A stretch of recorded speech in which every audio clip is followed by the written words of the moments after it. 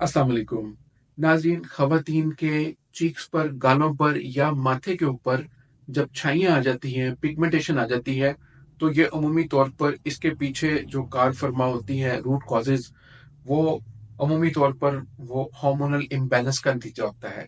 Body के अंदर hormones का जो तवाज़ुन है वो ख़राब हो जाता है। एस्ट्रोजन, प्रोजेस्टेरॉन, ये लेवल इनका तवाज़ुन ख़राब होने की वजह से उनकी अलामात के तौर पर स्किन के ऊपर इस तरह के मसाइल पैदा होते हैं। और ये बेचारी ख़वातीन फिर क्रीमों के चक्कर में पड़ जाती हैं, स्किन को ठीक करने लग जाती हैं। वो समझती हैं कि पता नहीं मेरे रंग को कोई मसला बन रहा है, हालांकि ये इंटरनल एक बॉडी का मसला है जिसको अंदरूनी तौर पर ही ठीक किया जाए तो ही ये मसला ठीक होता है। इसी टॉपिक पर मैंने पिछली वीडियो बनाई थी जिसमें मैंने अलसी के बीज यानी फ्लैक्स सीड्स और इसके साथ साथ धनिया और शहद और जीरा और तुलसी के पत्तों के बारे में जिक्र किया था कि इनको इस्तेमाल किया जा सकता है मुख्तलिफ कंडीशंस में। आज की वीडियो में मैं सिर्फ अलसी के बीजों के बारे में बात करूंगा कि अलसी के बीजों के क्या फवायद हैं, उनके क्या असरात हैं, उनके कौन से इंग्रेडिएंट्स हैं जो हमें बॉडी को फायदा दे सकते हैं, जिनकी आम अमूमी नहीं, मैं सिर्फ फोकस रहूंगा खवातीन के उन मखसूस मसाइल के ऊपर कि उनके अंदर खास कौन सी चीजें हैं, उनको किस वक्त खाना चाहिए, किन औरतों को खाना चाहिए, किन औरतों को नहीं खाना चाहिए, कैसे खाना चाहिए। इस अलसी के बीजों के अंदर कौन कौन से ऐसे अज्जा हैं जो उनकी बॉडी की कौन कौन सी जरूरियात को पूरा कर सकते हैं। ये खुसूसन औरतों के लिए वीडियो है ताकि उनके मसाइल ठीक हो सके और वो अपना सही ट्रीटमेंट अपने घर के किचन से कर सकें। नाज़रीन, अलसी के बीजों के अंदर लिगनेंस होते हैं, ये फाइटो एस्ट्रोजन होते हैं जो बॉडी के अंदर जाके ब्रेस्ट कैंसर के जो खतरात हैं उनको भी कम करते हैं और जो हार्मोनल इम्बैलेंसमेंट का खतरा होता है जिन खवातीन के अंदर, उसको भी ये ठीक करते हैं और नतीजातन उनकी स्किन के ऊपर जो आने वाली अलामत की शक्ल में पिगमेंटेशन है वो भी ठीक होना शुरू हो जाती है। इसके अलावा बॉडी में और भी उनके कई चीजें ठीक होती हैं। मैं बहुत ज्यादा लंबी चौड़ी तफसील में नहीं जाना चाहता ताकि ये वीडियो मुख्तसर रहे और जामे अंदाज में वो वाली खवातीन जो छाइयों का इलाज क्रीमों से करना चाहती हैं और अपनी स्किन को डैमेज कर बैठती हैं और अपनी स्किन को पील ऑफ कर देती हैं और तरह तरह की रंग बिरंगी स्टीरॉइड्स वाली क्रीमें लगा लगा के अपनी स्किन की स्पाइडर वेन्स तक एक्सपोज कर बैठती हैं, ऊपर वाली लेयर्स को बिल्कुल उड़ा ही देती हैं। ऐसी खवातीन, उनको समझना चाहिए कि उनके अंदर हार्मोन्स का इशू है, को ठीक करने की जरूरत है। तो ये मखसूस अलामत ही मैं इंशाल्लाह इसके बारे में रखूंगा ताकि उनको ज्यादा से ज्यादा फायदा हो। नाज़रीन, फ्लैक्स सीड्स के अंदर ओमेगा 3 फैटी एसिड्स होते हैं। ओमेगा 3 फैटी एसिड्स हमारी स्किन के ऊपर किसी भी तरह की इन्फ्लेमेशन की कैफियत जो होती है उसको भी कम करते हैं और इसके साथ साथ हमारी स्किन को स्मूथ बनाते हैं। स्किन की लेयर्स जो है हमारी एपिडर्मिस की, उनको सेहतमंद बनाते हैं। और इसका सिर्फ इतना ही नहीं बल्कि ये दिमागी तौर पर भी, दिमागी जो हमारी कारकर्दगी है उसको भी बेहतर करने में मावन होते हैं। नतीजतन जिस वक्त इंसान अपने मसाइल को दिमागी तौर पर अच्छे अंदाज में मैनेज करता है तो उसकी बॉडी के अंदर की होने वाली डिस्टर्बेंस भी काफी हद तक इसी से ही कंट्रोल होना शुरू हो जाती है। तो यानी कि ये ना सिर्फ हार्मोन्स को बैलेंस करते हैं बल्कि हमारी सोचने समझने की सलाहियत को भी बेहतर करते हैं। नाज़रीन, इनके अंदर फाइबर होता है और वाफर मिकदार में फाइबर होता है। फाइबर के दो फायदे हैं। एक तो वो कॉन्स्टिपेशन नहीं होने देता। ये निजाम में कॉन्स्टिपेशन जब होती है तो उस वक्त फिर टॉक्सिन्स पूरी तरह से बॉडी से खारिज नहीं होते, तो ये कॉन्स्टिपेशन को भी रिलीफ देता है और उसके साथ साथ टॉक्सिन जो हमारी बॉडी में होते हैं उनको भी खारिज करने में बहुत मावन होता है।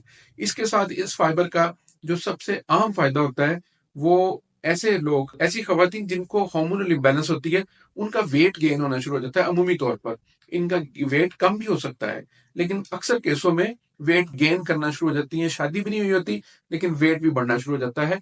तो ऐसी खवातीन के लिए ये खास तौर पर मावन हो सकता है कि ये उनके वजन में कमी करने का बायस भी बने, क्योंकि ये फाइबर ज्यादा देर तक जब निजाम के अंदर मौजूद रहता है तो फिर भूख का एहसास भी कम होता है। इसीलिए जंक फूड से बचना चाहिए क्योंकि उसके अंदर फाइबर कम होता है और कार्बोहाइड्रेट ज्यादा होते हैं, जिससे हमारी भूख बढ़ती रहती है लेकिन बॉडी के अंदर कार्बोहाइड्रेट्स की भी बढ़ती रहती है, उसका तवाजुन बिगड़ जाता है। जो हमें कार्बोहाइड्रेट्स चाहिए होते हैं उससे कई गुना ज्यादा हम लेना शुरू कर देते हैं और नतीजतन मोटापा आना शुरू हो जाता है। अलसी के बीजों के अंदर अल्फा लेनोलेनिक एसिड होता है جو کہ خاص طور پر PMS یعنی پری مینسٹرل سنڈروم اس میں بھی خواتین کے لیے بہت زبردست ہوتا ہے، اور ساتھ PCOS یعنی کہ پولیسسٹک اووری سنڈروم جب ہوتا ہے، اووریز میں تھیلیاں پانی کی بن جاتی ہیں، تو اس کو بھی ٹھیک کرنے میں بہت زیادہ معاون ہوتا ہے۔ السی کے بیجوں میں کولیسٹرول کو کم کرنے کی بھی طاقت ہوتی ہے۔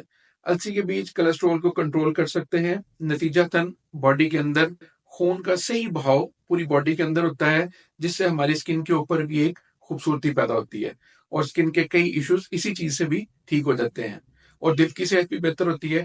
اور اس کے ساتھ ساتھ اس کے اندر اینٹی آکسیڈنٹس بھی ہوتے ہیں، جو کہ ہماری باڈی کے اندر سے فری ریڈیکلز کو ختم کرتے ہیں، تو یہ پوری اوور آل باڈی کی سمجھ لیں ٹیوننگ کا کام کر دیتے ہیں۔ ناظرین، اب اس پر بات کرتے ہیں کہ اس کو کب اور کیسے کھانا چاہیے، جو اس کا صحیح وقت ہے اور صحیح طریقہ ہے اس پر، اور پھر میں بتاؤں گا کہ کن خواتین کو کم کھانا چاہیے یا کن کو نہیں کھانا چاہیے یا کن کو تھوڑا سا زیادہ کھانا چاہیے۔ دیکھیں، سب سے پہلے آپ اس کو صبح نہار منہ استعمال کرنے کی عادت اپنائیں، اور کوشش کریں کہ اس کو بھوننے کی بجائے، عمومی طور پر بھون کے بھی استعمال کیا جاتا ہے، اس سے اس کی افادیت کم ہو جاتی ہے۔